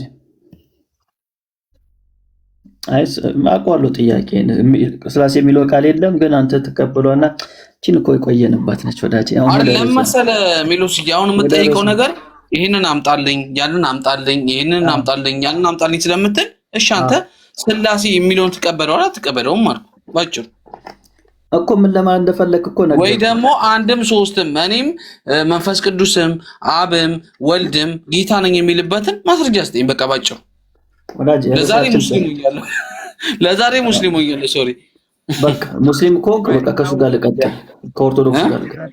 ሙስሊም ከኦርቶዶክስ ጋር ልቀጥል። ፕሊስ የሚመልስልኝ የለም ኤርሚ ፕሊስ። የተሻለ ነገር ያለህ እኮ መስሎን ነው ጀነራል ተቆርጦ ለዛሬ ልስለም በቃ ለምን መሰለህ ለዛሬ ሙስሊም አድርገህ ይራ ቴንክ ወንድምነት ነው ያወረደው። እኔ ላወርደው እጄን ሳረግ ማለት ነው። ሜል አቀጥሉ እናንተ። ቴንክ እሺ ጀነራል ይቅርታ በጣም እኔ እኮ እውቀት የለውም ሲል ያለው መስሎኝ። እሺ እንቀጥል። እሺ ስለ ደሙ እናውራ። ደሙ ላይ ስንመጣ ወዳጄ ይለወጣል የሚል እኮ አላሳየኝም። ማለት መደጋገም ያደክማል። ይኸውልህ ስለመለወጥ አይደለም እያወራን ያለ ነው። ፊዚካሊ ለውጥ ጥያቄው ስለመለወጥ ነው። እሺ ይኸውልህ እንጀራ ነበር አይደለም ሲባርከው፣ ከዛ በኋላ ደግሞ ስጋዬ ነው አለው። ያ ለውጥ ነው አይደለም? መጀመሪያ እንጀራ የነበረውን ይህ ስጋዬ ነው አልተለወጠም። እንጀራ ነው። አሁን አንተ እንጀራ ነው የምትለው ወይ ታሪክ? እሺ አልተለወጠም ወንድሜ፣ አልተለወጠም እንጀራ ነው። እሺ እንዳልተለወጠ ላሳይ። ከዛው ቆይ ላሳይ እንዳልተለወጠ ጠየቀኝ አይደል? እንጀራ ነው አይደለም? ቆይ ልነግርህ፣ እንጀራ ነው አይደለም? እሺ መልሶ እንጀራ ነው የሆነው። እዛው ነው እንጀራ ነው፣ አልተለወጠም። እሺ ላስረዳ እንዳልተለወጠ። እሺ የመስማት አቅም አለ? እሰማለሁ። እሺ መጽሐፍ ቅዱስ ይዛል? አልያዝኩም። ችግር የለውም ክፈትና። ችግርማ አለው። እሺ እኔን ላሳይ። ችግር የለውም። አሁን እኮ ችግሩ እሱ ነው። መጽሐፍ ቅዱስ ከዛው አልወጣም። ማቴዎስ 26 ላይ የጠቀስከው ከዛው አልወጣም። መጽሐፍ ቅዱስ እኮ ቢኖር አሪፍ ነበር። እሺ በቪዲዮ ላሳይ። መክፈት ይችላል? እሺ እዛው ላይ እሺ አረቆይ ማለት ጀራናል። እስቲ አንዴ ፕሊዝ መጽሐፍ አለ ተብሎ ስትባል የለም። መጽሐፍ እንኳን ለመክፈት ራሱ እየተነጋገርን ትናንት ማቴዎስ 26 ነው ሜል ላይ ማቴዎስ 26 ላይ እሺ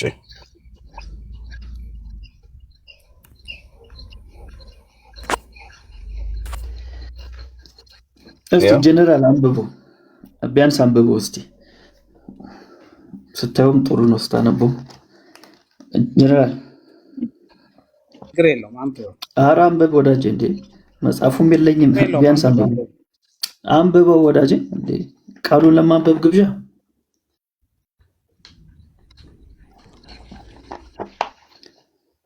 ያኛው 26 ላይ እንዲህም አለ ብሎ ነው የሚጀምረው። ሲበሉም ኢየሱስ እንጀራውን አንስቶ ባረከ። አሁን እንጀራውን አንስቶ ባረከ ይላል። እንጀራውን ያነሳው ቆርሶም ለደቀ መዛሙርቱ ሰጠና ይላል። እሺ ሲበሉም ኢየሱስ ክርስቶስ እንጀራውን አንስቶ ባረከ ይላል። እንጀራውን ያነሳው ዝም ብለህ አንብበ ሌላ ማብራሪያ ትስጥ ወዳጄ። እሺ ቆርሶም ለደቀ መዛሙርቱ ሰጠና እንካችሁ ብሉ ይህ ስጋዬ ነው አለ።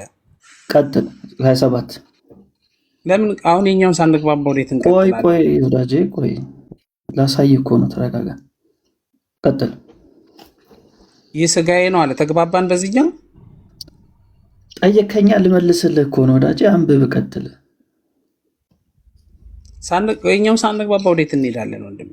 አይ እኔ እኮ ለኦርቶዶክሳውያን መጽሐፍ ቅዱስ ሜላ ለኦርቶዶክሳውያን እዚህ ያላችሁ ሰዎች መጽሐፍ ቅዱስ አንብቡ ተብለው ሲባሉ ምን ያህል የአምላክን ቃል እንደሚጠሉት ምን ያህል ቃሉን እንኳን ለማንበብ እንደሚለመኑ ነው የምታዩት። እዚህ ወገኖች ቃሉን አንብብ እያለው ምን ያህል ቃል እግዚአብሔር ላይ እንደሚቀልዱ ምን ያህል የእግዚአብሔር ቃል ላይ እንደሚጠፉ የምታዩት ንቀታቸው እዚህ ነው ያለው። ቃል እግዚአብሔርን አንብብ ተብሎ ተከፍቶለት ሲሆን እንደ ክርስቲያን መጽሐፍ ቅዱስ ይዞ መምጣት ነበረበት። ይዞ አልመጣም። እኛ መጣን አቀረብንለት።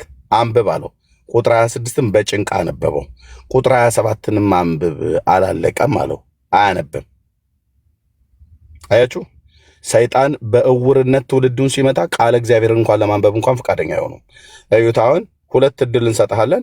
የምታነበው ከሆነ ታነበዋለህ፣ ካልሆነ ግን ታች ወርደህ ኮፒ ሊንክ ሼር ታደርጋለህ ማለት ነው። ካነበብኩ በኋላ የምትተረጉመው ከሆነ ትተረጉመዋለህ። እንግዲህ ሁለተኛ መስራት ጀምራለህ። እሺ አነባለሁ። ባንበማ በጣም ደስ እያለ ከኛ በላይ ማንም ያነባል። እሺ ጽዋውንም አንስቶ አሁን እኮ ቀጥተኛ ኢየሱስ ክርስቶስ ከተናገረው ቃል ጋር አንብብ ነው የተባልከው። አንብብ፣ ከሜላ ጋር ታወራለህ። አንብበው ቃል አንስቶ እሺ ጽዋውንም አንስቶ አመስግኖም ሰጣቸው፣ እንዲህም አለ እንካችሁ ሁላችሁ ከእርሱ ጠጡ። ያለውበት ሁኔታ የሚመች ስላልሆነ ነው። ስለ ብዙዎች ኃጢአት ይቅርታ የሚፈስ የአዲስ ኪዳን ደሜ ይህ ነው።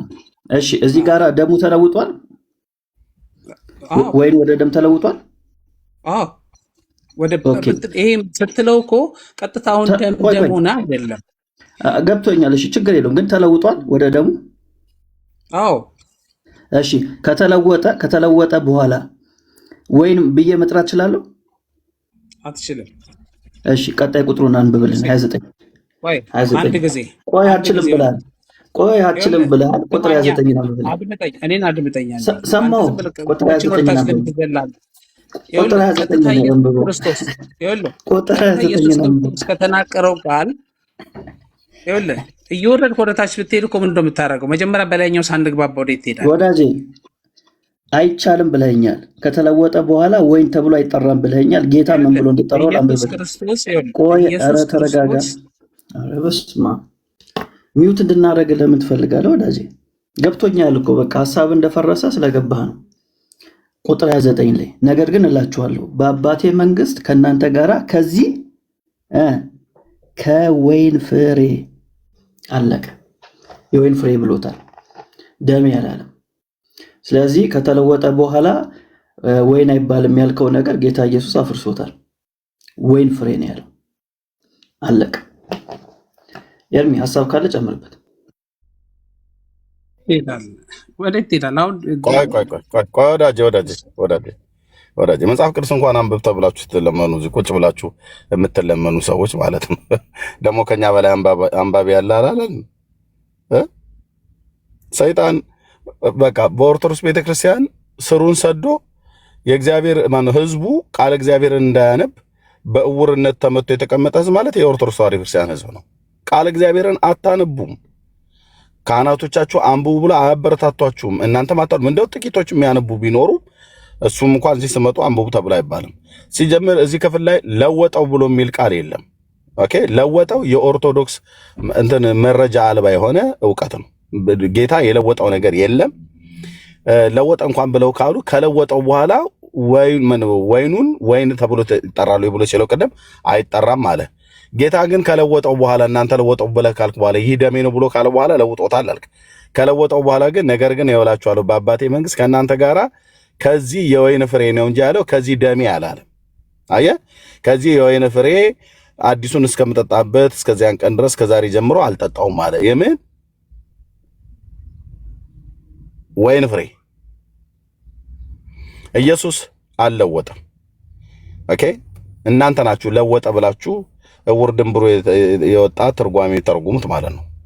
ኢየሱስ የሰጣቸው ህብስቱን ነው። ኢየሱስ የተሰጣቸው ወይኑን ነው። ያ ወይንና ያ ህብስት ተለወጠ ብላችሁ የምትሉት እናንተና ካቶሊካውያን ናችሁ። የምትናገረውን መናገር ትችላለህ። ጨርሰናል። ቃል እግዚአብሔርን አስነበበናል። እሺ፣ ቴንክ ዩ ሜላ፣ ተባረክ። እሺ፣ ራሱ ኢየሱስ ክርስቶስ ይህ ስጋዬ ነው ይህ ደሜ ነው አለ። እኔ ይህ ስጋው ነው አሜን፣ ይህ ደም ነው አልኩኝ። እናንተ ደግሞ ይህ ደም አይደለም ይህ ስጋ አይደለም ካላችሁ ማን ነው በክርስቶስ ተቋሚ ሆነ? ወዳጄ ስንቴ ነው የምነግርህ? ስንቴ አሁን እኮ ደጋግመህ ላለማመን ነው የሚመስለው። እኛ እንደዛ አንልም። መቼ አልኩ? በቃ ቃሉ ላይ ያለውን እንቀበላለን። ስጋው ነው ትላለህ አንተ። አቤት! አሁን ለስንተኛ ጊዜ ነው የምትጠይቀኝ? አይደለም ስጋው ነው ትላለህ፣ ትቀበላለህ፣ ይሄን ነገር ታደርጋለህ፣ ትበላለህ፣ ስጋውን ደሙን ትጠጣለህ። ወዳጄ ስንሰጥ ታዲያ ምንድነው ብለን ነው የምንሰጠው? ቤተክርስቲያን የክርስቶስ ስጋ ነው ብላችሁ ነው የምትሰጡት? ከጠየቅ ወዳጄ ለመስማት ተዘጋጅ። አሁን ሌላ ቦታ የነገሩ ነገር አለ ስለኛ፣ እሱን ተሞልተን የመጣው አይደለም። እንደዛ ለመታሰቢያ ነው እያላል ነበር እኮ። እሱን ደግሞ እመጣበታለሁ። እሱ ለምን እንደምናደርግ ደግሞ እነግርሃለሁ። እሺ ጀነራል፣ መጀመሪያ እስቲ በደንብ ስማን። ስንሰጥ የጌታ ስጋ የጌታ ደም እንላለን፣ ምንም ቃሉ ስለሚል ማለት ነው። እንደዛ ስንል ሞቱን ስለምናስብበት፣ ስለኛ መቆረሱን፣ ስለኛ ደሙን ማፍሰሱን ስለምናስብበት ነው። ለምንድን ነው ያን የምናደርገው ከተባለ ለመታሰቢያ ነው። አንተ ለዘላለም ሕይወት ይህን አድርጉት የሚል አታሳየንም። እኛ ግን ለመታሰቢያ አድርጉት የሚለውን እናሳያለን። ፐርፐዙ ነው እሱ። ስንሰጥ ደግሞ እሺ፣ አሁንም ለመስማት አችልም ማለት ነው። እዚህ ላይ እንደተጠቀሰው ማቴዎስ ወንጌል ላይ፣ የሉቃስ ወንጌል ላይ እንደተጠቀሰው ጌታ ባርኮ እንደሰጣቸው እኛም ባርከን እንሰጣለን። አለቀ። ከዛ ውጪ ህብስቱ ተቀይሮ ስጋ ይሆናል፣ 100% የኢየሱስ ስጋ ይሆናል። እንትን ወይኑ ደግሞ ተቀይሮ ነፍስ የሌለው መለኮት የተዋሃደው ደም ይሆናል የሚል ትምህርት ግን የለን። እንደዛ እናስተምርም። እናንተ ናችሁ እንደዛ የምታስተምሩት። ስለዚህ አሁን ይለወጣል የሚል ትምህርታችሁን ነው የምታሳየን ከመጽሐፍ ቅዱስ። የእኛን ነገር ያለው ይለወጣል የሚለውን ትምህርት አሳየን። እሺ አሁን አንተ 100% የኢየሱስ ክርስቶስ ስጋና ደም አይደለም እያልክ ነው አይደለም? በተቃራኒ በተዘዋዋሪ እኮ እየካድክ ነው። ኢየሱስ ክርስቶስ ስጋዬ ነው ብሎ ካለ ስጋዬ ነው ካለ ቂጣውን እንትኑን ቆረሰ፣ እንጀራውን ቆርሶ ስጋዬ ነው ካለ አንተ አይደለም እያልክ። ከዛ የወይን ፍሬ ነው ብሎታል አላሉ? ወይን ነው ብሎታል አላሉ? አሁን እሱ ሌላ ፍቺ ሊኖረው ይችላል። ሌላ ፍቺ የለውም ወዳጅ። ወይን ነው ብሎታል አላሉ? እሺ ይህ የአዲስ ኪዳን ይኸውልህ ለብዙዎች ይቅርታ የሚፈስ የአዲስ ኪዳን ደሜ ነው አላለም? የጠየቅኩህ ላይ ወዳጅ ወይን ነው ብሎታል ካለ በኋላ የአዲስ ኪዳን ደሜ ነው ካለው በኋላ ወይን ብሎ ጠርቶታል አልጠራውም? እሺ ወይኑን ለብዙዎች ይቅርታ የሚፈስ የአዲስ ኪዳን ደሜ ነው ብሎታል አላለም? ይሄንን ብሎታል አላለም? እኛ እኮ እሱን እናምናለን፣ ከፍለን አናምንም። አንተ ለምን ወይን ነው ብቻ ትላለህ? ወዳጅ ቀጥሎ ወይን ነው ብሎታል አላለም? ስለዚህ የላይኛውን ዋሽቷል ማለት ነው ክርስቶስ። ወይን ነው ብሎታል ወይን አላለም? ጀነራል አሳየኝ ጊዜ ነው የምጠይቀው። ወይን ነው ብሎታል አላለም? አነበብን እኮ እዛ ላይ አነበብን። ካለው ያ ወይን ነው፣ ያኛው ደግሞ ህብስት ነው፣ ሌላ ነገር የለውም። ስለዚህ ክርስቶስስ ያለው የአዲስ ኪዳን ደሜ ነው ያለው ስጋዬ ነው ያለው። እሺ ክርስቶስ ስጋዬን ያለውን አይደለም? ስጋዬን ያለውን በቃ ቀይሮ መጀመሪያ የነበረውን እንጂ ባርኮ ነው አይደል ስጋዬን ያለው። ከተባረከ በኋላ ስጋው አይሆንም እያልክ ነው አንተ ያለው። ቀጥተኛ እኮ ከክርስቶስ ቃል ጋር ተቃዋሚ እኮ ነው የቀረብከው። በቃ እንትን ላይ ነው ያለው፣ የሆነ ሪፕሌይ ሞድ ላይ ነው ያለው። ራሷን ነው የምትደግማት፣ ራሷን ትደጋግማታለህ እንደ ቴፕና። እሺ የዘላለም ሕይወት ያሰጠኛል ብለህ ታስባለህ? ቆይ ተረጋጋ ወዳጅ። ስጋና ደም የዘላለም ሕይወት ያሰጠኛል ትላለህ? አይደለም አይልም። የዘላለም ሕይወት ያሰጣል የሚል አሳየኝ። እሺ ስጋዬን የበላ ደሜን የጠጣ የዘላለም ሕይወት ያገኛል የሚሆን ዮሐንስ ምዕራፍ 6 ከቁጥር 50 ምናምን 54 ላይ ምናምን እርግጠኛ ባልሆንም እዛ ላይ ቼክ አድርጉ። እሱ ስለሚበላው ጌታ ራት ነው የሚያወራው። አዎ ስጋዬን የሚለውን ነው የምነግርህ። ስጋዬን የበላ ደሜን አንደኛ ቁጥሩ ልብ አንተ ስንት ላይ እንዳለ በጨበጣ እኮ ነው አይልም፣ እንደዛ አይልም። ስለ ህብስቱ ያወራል። ስጋዬን የበላ ደሜን የጠጣ የዘላለም ሕይወት አለው ይላል። እውነት ነው። ይሄ ታዲያ የሰጠው አይደለም፣ የሰጠው አይደለም ወዳጅ። ያው ሰጠኩ ለደቀ መዛሙርቱ ቆርሶ ሰጣቸው እኮ በምሳሌ ዮሐንስ ወንጌል ምዕራፍ 6 ላይ ቆርሶ ሰጥቷቸዋል አይደለም? ይሄው እዚህ ላይ ደቀ መዛሙርቱ ላይ አታምታቷ። ማቴዎስ ላይ ያለውንና ዮሐንስ ላይ ያለውን ቃላቶችን አታምታታቸው። ማቴዎስም አንድ ነው፣ መጽሐፍ ቅዱስ የተያያዘ ነው፣ የተለያየ ነገር የለውም። መጽሐፍ ቅዱስ የተያያዘ ነው። ደስ ይላል። ቆይ ማቴዎስ ወንጌል ላይ ለዘላለም ሕይወት ብሉት ብሏቸዋል። አዎ ይሄ እኮ የአዲስ ኪዳን ደም ነው ለብዙዎች ለኃጢአት አዎ ብለሃል። ማቴዎስ ወንጌል ላይ አሳየን። ማቴዎስ ወንጌል ላይ ለዘላለም ሕይወት መሆኑን አሳየን። ለኃጢአት ይቅርታ እንደ ኃጢአት ይቅርታ ካገኘ የዘላለም ሕይወት እኮ ነው የሚያገኘው ሰው። ምንድን ነው ታዲያ ኃጢአት ይቅርታ ወደ እሱ እመጣልሃለሁ። ምን ማለት እንደሆነ አስረዳሃለሁ። እሱም ችግር የለውም። አሁን አንተ የዘላለም ሕይወት ያስገኛል ያልከውን አሳየን። ቅድም አልኩ እኮ ስጋዬን የበላ ደሜን የጠጣ የዘላለም ሕይወት አለው። እሱ ዮሐንስ ወንጌል ምዕራፍ 6 ላይ ነው ያለው። ከዚህ ጋራ ጀነራል ደርባ አታውራ ወዳጄ። ለሚሰማን ሰው በጣም አሰልቺ ነው እያደረክ ያለው። ስለዚህ እኔ ካወራሁ በኋላ ጠብቅና አውራ። አሁን ዮሐንስ ወንጌል ምዕራፍ 6 ላይ ማውራት ከፈለክ እሱ ላይ እናወራለን። አይ ማቴዎስ ሉቃስ ላይ ነው ማውራው የምትል ከሆነ እሱ ጋር እናወራለን። ምረጥና አንዱ ላይ እናውራ። አይወላው ማቴዎስ ላይ ስንነጋገር ያልተግባባ ማቴዎስ ብለሃል። ወደ ዮሐንስ አሁን እንዳትሄድ ማቴዎስ ብለሃል። ጥሩ። ማቴዎስ ወንጌል ላይ ለዘላለም ሕይወት ይህን አድርጉ የሚለውን አሳየን።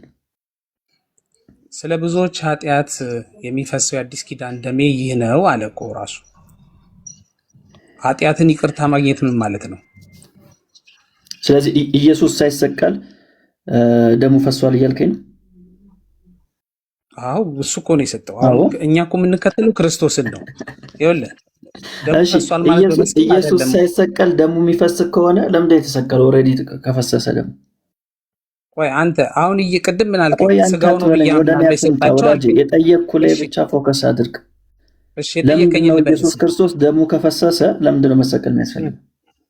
አዎ እሺ አሁን ቅድም ምን አልከኝ? አንተ ስጋው ነው ብዬ አምናለሁ አልከኝ አይደል? ቅድም ሲሰጣቸው ስጋው ነው ብለህ ታምናለህ? ይህ ስጋዬ ነው ሲላቸው ስጋው ነው ብለህ ታምናለህ? ያንተ የተመሳሳይ እኮ ነው የምነግርህ። ያንተን መልስ ነው የምነግርህ እኮ እየመለስኩልህ እኮ ነው። ቅድም ስጋዬ ነው ብለህ ታምናለህ የሰጣቸው ስለ አዎ ለተደጋጋሚ ጊዜ ነው የመለስኩልህ።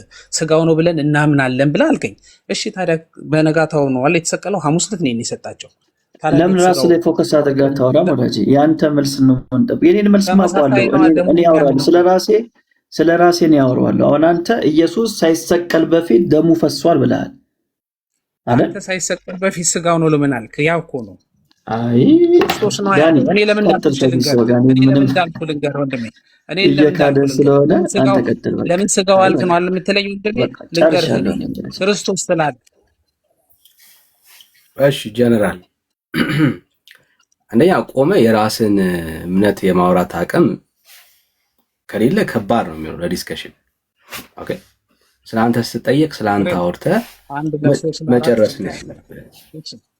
ይኸውልህ ሐሙስ ዕለት ነው አለ የሰጣቸው።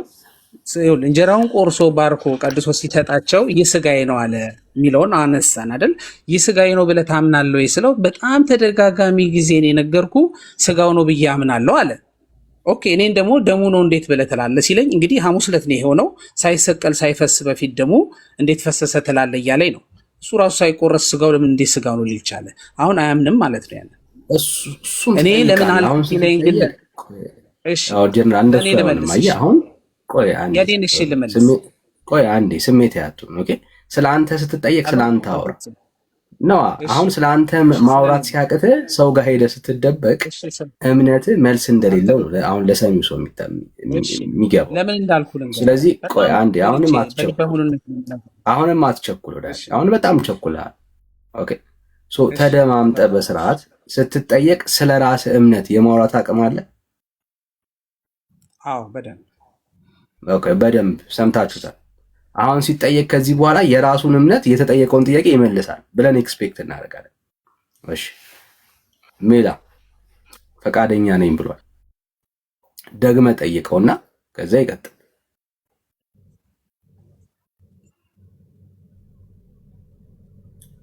ሜላይ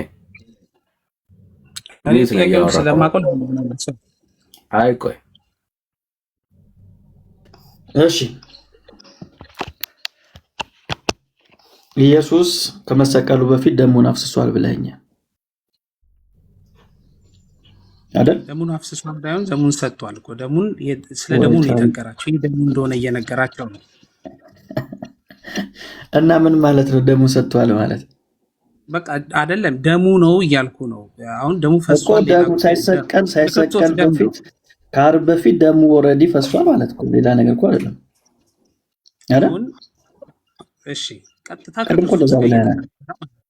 እኔ ለምን አልክ ብትለኝ፣ ስለዚህ ቆይ ብለሃል። ቆይ ማለት እንዳትክድ እኮ ነው እንደዚህ ብለሃል። ስለዚህ እንደዚህ ካልከኝ ኢየሱስ ኦልሬዲ ቀድሞ ደሙን ካፈሰሰ ደሙን ከሰጠ ለምንድን ነው የሚሰቀለው ነው ጥያቄ።